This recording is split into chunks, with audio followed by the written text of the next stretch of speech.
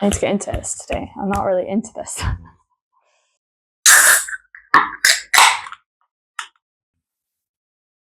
Okay, that's better.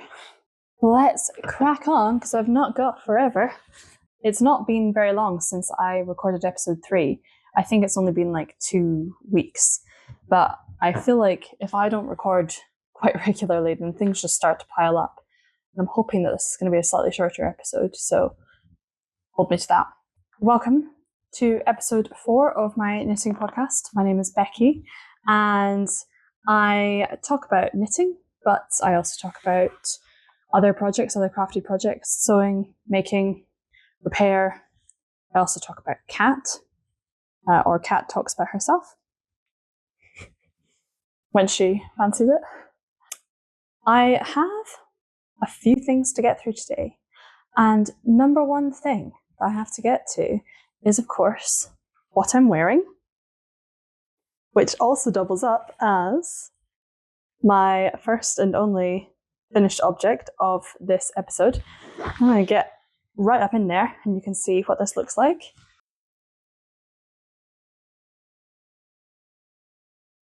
Turn myself towards the light so you can have a quick gander at that. I recorded a bit of the making of this top because I wanted to do like a knit in the life style vlog and just talk about how I balance knitting against everything else that I'm doing and give a bit of a realistic view of, you know, I'm spending a lot of time out here on the internet showing you things that I have finished and that I've made, but obviously that's not everything that I do. In that Knit in the Life video, I had pretty much come to the end of making this top, it was a test knit. It's called A Shirt of Fire and Ice, and it's by James Watts. I think probably by the time that I release this episode, the top will also be released. So you yourself can make a top, A Shirt of Fire and Ice, just like me. And I gotta say, it was a really fun pattern to knit.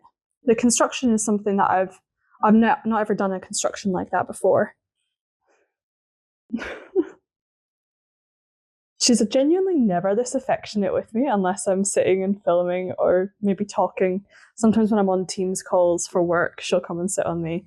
And genuinely, everyone's like, oh, your cat loves you so much. But I don't think she loves me. I think she loves the sound of other people, or she wants to kind of, you know, maybe she likes the sound of my voice. Maybe that's what's going on. What was I talking about? I was talking about this top, which I really, really enjoyed making. The yarn that I used was yarn from Stash. The purple in this is Rowan hemp tweed, which is unfortunately a discontinued yarn. I had tons of it because I had used it to make like a big Alice Starmore cable knit, maybe like 3-4 years ago. And I probably used over 1 kilogram of yarn to make that jumper, and then I still had some left over because I'd kind of underestimated how much I needed in the first place, and then I had to get more, blah, blah, blah. And then this grey yarn is from this massive skein that came from like a tiny, tiny little shop in the north of Scotland. That is so much to say that I have almost no information about either of these yarns, and it probably wouldn't help you that much anyway, even if I did. But it's quite rustic, and even wearing it right now, it is a little bit scratchy to wear. But I don't mind that. I'm not too sensitive. I am sensitive to some things. I don't really like kind of squeaky yarn or very sort of thick yarn. Oh, she's grooming me, I think. I do quite like this kind of carpety texture that the top is in. I think it's actually going to be quite wearable, probably for the sort of spring season or the autumn season rather than over summer. I'd expect this will probably retire in the next sort of few weeks once we get out of spring. And I can tell that we're getting into summer season because my hay fever is starting to play up, and that is an absolute nightmare. So I've had to start taking those industrial strength hay fever pills. But yeah, this is a finished object number 1 and only. And I think that's probably like a good trigger point actually to record one of these episodes, is when I have something new to show, to wear. So I think it's probably coming right on time. The other projects that I have, so moving on to works in progress, I talked last time about another test knit that I'm doing. And this test knit is for Lily Kate France, who is Lily Kate Makes on Instagram. And it's called the Knitty Committee Tee. I keep wanting to call it like the Itsy Bitsy Knitsy Committee top, yellow polka dot top. But no, it's called the Knitty Committee top. And last time I showed you this, here's where it was at. I'd started to do the back panel. I'll just make sure you can actually see some of that. The way that it's coming up on screen is very like sort of steely, very grey. But it has got like a sort of shine to it because it is 100% pure silk.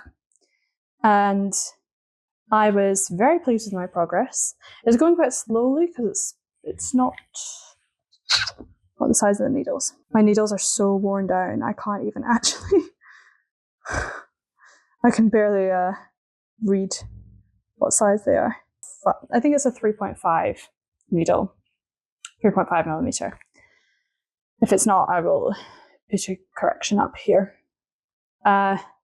So it was going quite slowly because it was relatively small needles and fingering weight. But I was pleased to have got to this point. And then I got to the point where you cut the yarn. So you have this panel and you cut it. And you then are due to pick up, I think, from the shoulder, which is at the top of the panel, and then knit back down. And I was like, this looks... I'll just do like a quick check just to see that everything's okay. Counted the stitches, and I had not cast on the right number of stitches at the very beginning, and I'd already cut the yarn for it. And I, at the time, really wanted to just cry. I was like, I worked so hard on this and I can't. It was, yeah, I was so unhappy about it. I remember I told my partner and he was like, oh, can't you just cast onto the side, knit another little panel, add it on? And I gave him a sort of look, which was like, if you talk to me again, I will probably give you a big slap. Because it has some shoulder shaping up at the top, so it would have had a nice, beautiful shoulder off to one side and then a sort of shoulder up at the top of the back and then a kind of little panel bit. He was just trying to be nice. And I was very, very unfeeling about that. I haven't yet unraveled this because I couldn't quite face doing it yet. I will have to do it at some point. And the other annoying bit about it is that I was alternating skeins because they are slightly, because it's just got that slight variation in it because it's hand dyed. It was just nicer. It was going to have the sort of stripy effect to it rather than having like a big color change halfway through. But I have cast it on again. Here's attempt number 2. Can I show both of these at the same time just to show you the difference? Yeah. So this is how many stitches. There you go. You can kind of see the length that was missing. It's a fairly substantial length. It's about 10 stitches off that I was missing. So that was very clever of me.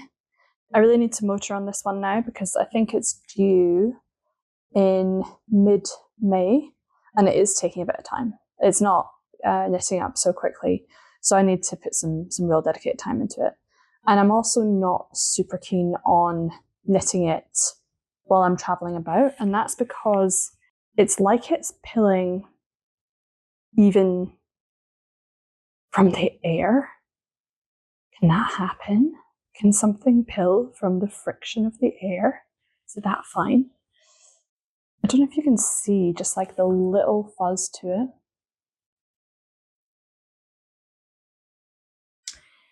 You might have to just take my word for it that it has got this little fuzz building up. And actually I pulled off a little bit of what's it called? Like, is it actually pilling, or is it like a little fluff bundle? I pulled off something like that off of it the other day. As I say, friction purely from the air, and it's even as I'm knitting it, it's starting to fuzz a little bit as well. This yarn is, as I said, 100% pure silk. It is from Yarn Tings. The colorway was Nevermore, and I really want this top. I can't describe to you how much I want this top. I'm hoping that it's going to be really nice for summer, that it's going to be really wearable, really lightweight. The silk is going to be lovely. And I'm also hopeful that with this top, the design of it is very fitted, very like chic. And I think that if I manage to pull this off and have this gorgeous silk top, chic silk top, then I'm going to be really, really happy. But I need to just kind of get over the upset with this, because like when you're test knitting, you obviously have an obligation to the designer, and personally, I never want to let a designer down if I'm test knitting for them. And that sometimes means that you need to be a big girl and get over the wrong that the knitting has done to you. And in this case, the knitting has wronged me. The top has wronged me, not the designer. It's not the designer's fault that I messed up. But the top has upset me. It's wronged me, and I just need to be a big girl and forgive and forget and move on. And I'm going to do it. I promise you I'm going to do it. And I got loads of time. I've still got a month left. But I just don't like being rushed. I do not like the 2 a.m. finishes for a test knit. And I will do it because I'm dedicated and because I believe in following through on your commitments. But I don't like it. I don't like it for myself, and I definitely don't like it for anybody else. I put something up on Instagram, I think like a weekend ago, because I was going away over the weekend to visit my sister in Rotterdam. This will be an important story or detail for later on in the podcast, so hold on to that. I went to Rotterdam, which is in the Netherlands. I don't think I had heard of Rotterdam before my sister moved there, because the big cities are obviously Amsterdam, The Hague, and the Netherlands is quite small. So if you've not been there before, pretty much everywhere is like an hour or two away from itself. You can get about, is what I'm trying to say. And we were planning on going to Rotterdam, but you have to fly into Amsterdam, then get the train out. And we also wanted to do a day in Amsterdam for reasons that will become important later on in the podcast. So hold on to that. I wanted to have a travel project for this, and I didn't want to bring the silk. I put something up on Instagram to say, like, what should I bring? Help me. I got really indecisive. I got really paralyzed by indecision. And the options that I put up were take the silk test knit, take the halibut cowl, which is sitting right there, and I have made no progress on since episode 2, or cast on a new sock, or just take a book and don't knit. More people than I thought were like, just take a book. When you have a knitting Instagram, I really thought people were going to enable me to just take knitting at all costs. But a couple of people were like, just take a book. And they were probably smart people. Most people said, take the silk test knit. And I think sometimes you have to put the question out there to know what the right answer is in your own heart. And in my own heart, I knew I couldn't take this test knit. I was still mad at it. Truthfully, I was still mad at it. What I really wanted people to tell me was cast on a new sock. So I did ignore everyone, and I did what I wanted to do in the first place, which was to cast on a brand new sock. So that's my next project, my next work in progress that I'm going to show you. I bought Jessie Maid's denim dip socks. That might not be the right name. I think it's denim dip socks, which is a recent release of hers. I didn't cast on before we left, and I just brought my 2.25 mini circulars rather than DPNs, and those socks are toe up from the flow up. That is a phrase that I've only ever heard said in Juno, the movie, and I have genuinely never heard it said anywhere else, but I think it means something naughty. But in this case, it means toe up socks with Judy's magic cast on. And I love that. I do love Judy and her magic. And I just didn't bring the right stuff. So I couldn't do the Jessie made denim dip socks. I had to do something else. And I was kind of on Ravelry, like waiting in the airport, being like, right, I just need some cuff down socks that will do me on 2.25. I'm still not really as like confident enough of a sock knitter to just go for it and go vanilla. And I did want to have a little pattern to it.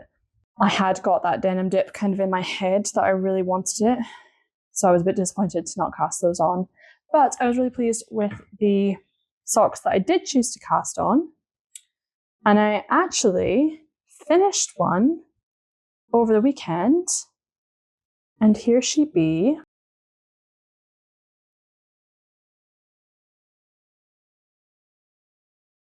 I had this real urge to do a sort of sock puppet moment there and make the sock speak to you, but I have spared you that. So she is unblocked, an unblocked sock. She looks kind of oddly long, I think, but she's actually the right size. I did try her on and she is actually the right size for me, which is good because I was relying on a ruler on my phone and I didn't want to be the person. You know, there's a thing about not being the person to take your socks or to take your shoes off on the plane. Imagine being the person who takes your socks off to try on a new sock on the plane. That's kind of an evolution of bad plane etiquette, isn't it? You don't want to be that guy. You don't want to be that girl. You don't want to be that person. So yeah, I didn't do that. But when I did try it on when I got home, I was very pleased. It was exactly the right length. So they are called the Lufticus Shorties. They are obviously ankle length shorties. They have this detail which I think is really cute, which is like a little heel nubbin. Don't really know what to call this, but you can see it's obviously like a little bit raised up at the back heel, and that will be nice when I'm wearing shoes, which I have been known to wear. The designer is called, it's Ducati on Ravelry. It says that her name is Katharina or Katharina. I have not knit any of her patterns before. I am very pleased with this one. It was probably more on the intermediate side. I thought it was actually quite an interesting read about how to construct a sock. She just explained some rationale behind why you do certain things. But it was, on occasion, I think if you weren't reading very closely, it would have been easy maybe to make a mistake. In my life, I think I've knit 4 pairs of socks. So not a massive number, but having done those and knowing roughly what a cuff down sock should look like, I was grateful for that because otherwise I probably would have made a mistake. The pattern on the top, this pattern is it's kind of like a little slip stitch pattern. It took me the whole sock to understand it. It took me maybe, 75% of the sock to understand it, and then 90% of the sock to have memorized it. So when I come to do the second sock, which I actually cast on last night, here she is, then I will, at that point, hopefully understand it enough to do it from memory instead of having to pull up the chart all the time. I think it looks really good. The one thing that's on my mind about this is, and actually it's the concern with the yarn. So this yarn is Zakami Corriedale, which is fingering weight yarn. It's non-superwash, and it does say specifically on this, suitable for socks. So I've made the mistake before, definitely, of making socks and fingering weight yarn that is not suitable for socks and then regretting it later on down the line. But that was important to me to know that it said on it definitely, this is sock yarn and you will be happy if you make some socks out of it. The yarn, I had already used one skein of it. I had 2 skeins in total. I used that first skein for my Nicola top, which was a pattern that, again, I test knit for Vert and Rose, and I've worn it in some other podcast episodes. And that I paired with another colour. And one of the reasons why I did that rather than making a full top just purely out of this yarn is because it is very close to my skin tone. When I'm looking at it on the camera, it looks a bit more like beige, but I think from afar, it could really easily just look as though, if I made a top out of it, as though I was wearing nothing. And I'm a little bit concerned about that with wearing these as socks as well, especially with this design, that it might just look like I've got some horrible mottled skin problem on the top of my foot if I wear it. But that's, I guess, why we put them in shoes, you know? It does also have, and I'm going to try and show you this on camera, but I think it's going to be really, really hard to see. So as I kind of bring it up, it does also have tiny, tiny little speckles in it. Like there's one blue one there. There's like a yellowy bit around here. It's really, really hard to see. It could be nice if they were more pronounced, but for me, it is just too, it honestly looks a little bit like it's dirty when it's unworn and freshly made. And that is not my ideal situation. I'm not the most happy about that. But otherwise, apart from this, I think it's the best thing that I could make that yarn into. And I'm really happy with the socks. And honestly, I am really happy to be knitting a pair of socks. When I put the poll out to say, should I cast on a sock? And I didn't get the overwhelming, yes, cast on a sock energy that I was hoping for. You know, not everyone is a sock knitter. I wouldn't say I'm a sock knitter, but I had the energy for it. I had the motivation. And I think if you have the motivation and if you're really excited to cast on a sock, you take that motivation, like you take that energy, you run with it, and you make one sock. And that's what I thought was going to happen, was that I would finish this sock and then I would be done and I would just be really pleased with having made one sock. But you know what? I wanted to make another. So I might even actually have a pair of socks. I'm actually trying not to knit it too much because I think it's travel knit. I want to take it in my bag so that when I'm like going to work and stuff, I can just make a couple of rows on the sock. But I'm actually having to hold myself back from continuing to knit up a sock. It's so crazy. I don't even recognize myself. I don't even know who I am anymore. So we've now talked about all of my works in progress. I am not going to bring out the Lanark sweater, which is another work in progress that I have. And the reason I'm not going to bring out the Lanark sweater is because A, I actually have not made any progress on it. And somebody on my last podcast episode said the woolen mill in New Lanark is shutting down. And that is really not good. It's actually really upsetting. I definitely had a moment of, I am going to have to go out and buy every single last scrap of wool from the New Lanark spinning mill. Otherwise, I'm going to be really miserable. And I did order some more wool. And it's not yet arrived.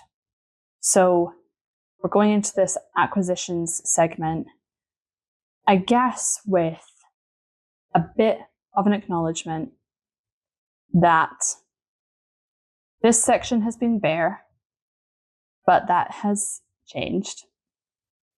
And that's why we're moving into this quite quickly from works in progress. That's why I'm not spending too much time talking about the Lanark sweater, is because I have a lot of acquisitions. People who've been following know that I'm on a yarn ban because I had way too much. And I fell off the wagon. like quite significantly. You will remember from mere minutes ago how I said that the Rotterdam element, the Amsterdam element of my last weekend was important, an important detail that we were going to come back to. And now, friends, is the time for me to come back to being in the Netherlands. Where to start with this? First off, if you go on holiday and you buy yarn, sometimes you're buying that as a souvenir. And that is nice. It is nice to have something as a souvenir from a place that you have been. If you live in a country that has cut itself off from mainland Europe for reasons that you personally disagree with, and then that also happens to increase the cost of shipping from places that make nice yarn, when you go to those places, you want to buy nice yarn. You don't want to pay shipping. You want to own that yarn and have it, and you want to take it back in a carry-on case. You want to have 50% of the stuff that you come home with be yarn. And that maybe is kind of what happened. So I've got quite a lot to show you. Let's just get into it. There's no holding back. All of this is Amsterdam yarn. No, all of this is Netherlands yarn. I did buy some more for the Lanark sweater. That will be coming at a later on point. And therefore, I am excused from explaining it to you right now. But it's coming. I know it's coming. I bought 200 grams, and we're going to hope that it helps me finish off this jumper, because then it'll feel like a worthwhile purchase. Because then it means that I used all the rest of that yarn that was already in stash, and then I actually made something out of it, and hopefully I'll be really happy with that thing. Let's look at the rest. In total, I bought 6 100-gram skeins, and I also bought 3 sock minis. So that's 660 grams of yarn that I took back from the Netherlands. And some of it feels okay. Some of it is within the rules that I laid out for myself at the beginning of the year. And those rules were that I could buy some stuff for gift knitting. The sad part about it is that that is only the sock minis. So it's only 60 grams that is within the rules. And we are off the wagon by about 600 grams. But now that I've gotten over the kind of guilt aspect of it, let me show you this, because actually they're really beautiful, and I'm really excited about them, to be honest. We went around a market in the Rotterdam area, which had a number of different little stalls, and you know that if there is a yarn stall somewhere in a market, I am going to be incapable of not. I'll be incapable of not going and speaking to that lovely person that runs the stall, asking them all about their yarn, and then obviously feeling like I want to support them at the end of that. I had a really nice chat with a lady who ran a stall there, and I bought from her 200 grams of yarn. And here they are. I think they are truly beautiful, actually. They are both a wool, linen, silk blend. I'm just trying to remember that because this is in Dutch. And I just looked at this and I thought, that's going to be a summer knit. And I want to try using more sort of blended wools. And she said to me that she hand dyes this wool with plants, and that this one was dyed with a plant called madder, which I looked up earlier, and it's like a berry plant. It's a plant that produces berries. And it's created this really sort of wonderful, it's not really terracotta. Like on the screen, it's coming up as very orange, it's actually a lot more red. And I also got this one, which is a sort of lighter colour. And I think that these together would be a really nice, honestly, they would actually be a really nice version of this top, but it's slightly too light, the wool. It's like 350 meters to 100 grams. So that's what, maybe sport weight. It's obviously a bit heavier than fingering weight. So I think what I'm probably going to do is like self-draft something, because I have in my head a kind of check design where you've got like 2 squares for a top, and then it's like dark, light, light, dark. And then the same thing on the back. And then I will either do that as a sort of vest thing, or I might put some little shorty sleeves on it as well. But then I don't have to worry about whether I've got enough. I can just kind of make it. I can throw it about. I can just kind of make it however I want.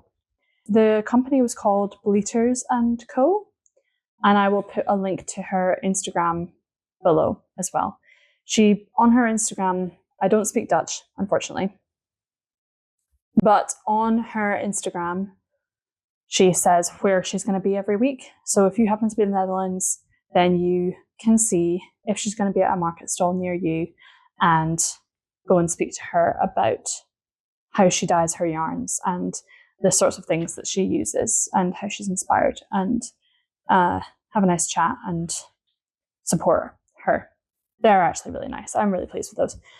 Then, of course, when in Amsterdam, where are you going to go but the Stephen and Penelope shop? And then as soon as we walked up to the Stephen and Penelope shop, with its beautiful little bike covered in crochet coverings outside, they said indoors that they were having a big sale because they're moving. And I think that they're having an opening event on the 10th. This is going to be a very correction-heavy episode if I get this wrong. But I think on the 10th of May, they are going to have an opening for their new store. And I believe that everything in that shop is going to be 10% off at that point. Although, having said that, they also said there was a sale applied to everything except from the West Wools when I was there. And I bought the rest of my yarn from the shop. So some of it was on discount, some of it wasn't. But the bulk of it that I bought was from the West Wool collection. So they stock a number of different yarn suppliers, and some of it is that West stuff. And the guy who worked there said that wool is never on discount. And I think that's probably fair, because I feel like a lot of people, that's why they go, is to get that West wool. And it was certainly why I went there. I went and got this 4 skeins of this, I'm going to say like Shrek green. Again, it's not really coming up on camera as like as vibrant as it actually is, but look at that. It's DK weight, this yarn. I was influenced by 2 things to buy this colour. The first was an extremely chic looking woman who was just walking along the streets in the Netherlands, who was wearing a green jumper and also a green coat in this colour. And she looked fantastic. So that was the first thing, was I need to get something of that colour. And then the second thing was Eleanor Alice Knits, who recently released a sweater, which I think is called the number 7 shaped sweater. And her version is entirely in this green sort of colour. And again, I thought, I really want to have a jumper that's green like that. I didn't realise that I was that influenced by that release until I'd left. And I don't think I've got the right weight or enough yarn in order to make that specific sweater. But you should check it out. When I went and bought all my stuff, they said, "Oh, congratulations, you have qualified for a project bag." And this is the project bag with all the little bikes. It's cute. And that's what's that? That's a 2-person bicycle, which is sweet. But you know when somebody says, oh, you've qualified for a free thing, and you're like, that proves to me that I spent too much with you. Anyway, all of my green yarn is in that project bag. And I'm looking forward to how I'm going to justify this. This was purely like, I was kind of walking around looking nervous, and my partner was like, you know, do it. You've been so good this year. You've not bought any new stuff. You're on holiday. Like, when does this opportunity come around? You're not going to come back to Amsterdam for a bit. And all of these are very valid points to me, I felt. I have no excuse other than I was encouraged. I was weak. I wanted to, so I did. Right. The last set of acquisitions that I'm going to talk about it's also from the Stephen and Penelope shop. So this is for a gift knit for somebody. It's a gift knit for my dad. So if you are my dad, and trust me, you'll know, then now is the point to maybe go and make a cup of tea that you're only going to drink half of, which you do every day at 3 p.m. But if you're not my dad, then keep watching, keep enjoying, because I'm going to show you 3 sets of sock minis that I'm going to make into a sock. Just one sock. I'll explain in a second. Aren't these nice? These are so beautiful. So they are Tough Sock Minis. They're from Walk. They are hand-dyed. This is ebony, propolis, or something. Propolis. And this one is antique gold. As I said, I am only going to make one sock because my sister, who is also a knitter, bought the exact same 3 colours, and we are going to do something where we're going to each knit a sock for my dad. It is his 60th this year, and he, to celebrate his 60th, is doing the entirely normal thing of completing his first half Ironman, which is a triathlon event. So I'm going to practice making a sort of design on this sock with a bike, a wave, or a swimmer, depending on how easy that is to do, and a runner, so that it represents all 3 elements of the triathlon. And then I'm going to share that chart for that design with my sister and some instructions for making just a vanilla sock for the rest of it. And then we're going to each knit to the right length. That's going to be important because I think we have slightly different tensions. You might get, he'll get some socks that are sisters, not twins, just like me and my sister.